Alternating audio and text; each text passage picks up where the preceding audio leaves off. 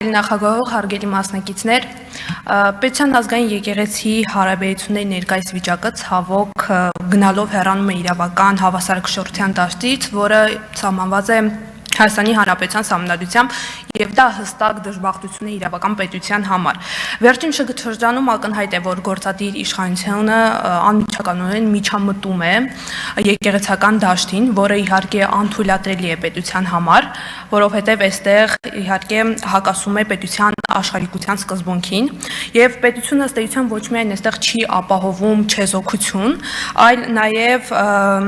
ոչ դեպքերում ձևավորում է ընտրական վերաբերմունք կոնկրետ կրոնական կազմակերպությունների վերաբերյալ։ Միաժամանակ հայ առաքելական Սուրբ Եկեղեցու նկատմամբ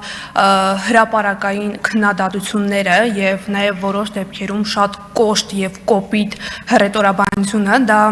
դուրս են կառուցողական դիսկուրսի շրջանակներից եւ իհարկե վտանգում այն հանրային համերաշխությունը։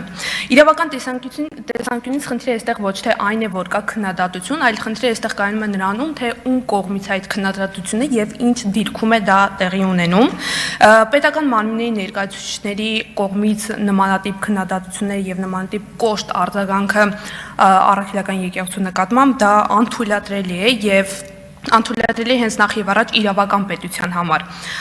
Ավելին, այստեղ չկա հստակ քաղաքականություն, որը կսահմանի համագործակցություն հանրային կյանքի մյուս ոլորտների նկատմամբ, օրինակ մշակույթի, կրթության եւ այլն։ Արդյունքում այստեղ ձևավորվում է իրավական անորոշություն եւ որը կարող է հանգեցնել ոչ միայն կարող է նաեւ հանգեցնում է իրավունքների խախտմանը։ Կարծում եմ պետության հենց առաջնային պարտականությունն է վերադառնալ իրավական դաշտ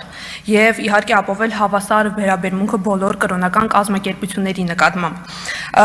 Միայն իրավունքի գերակայունությունը եւ գերակայության պայմաններում է հնարավոր պահպանել պետություն, եկեղեցի առողջ հարաբերությունները եւ իհարկե հանրային կայունությունը։ Շնորհակալություն։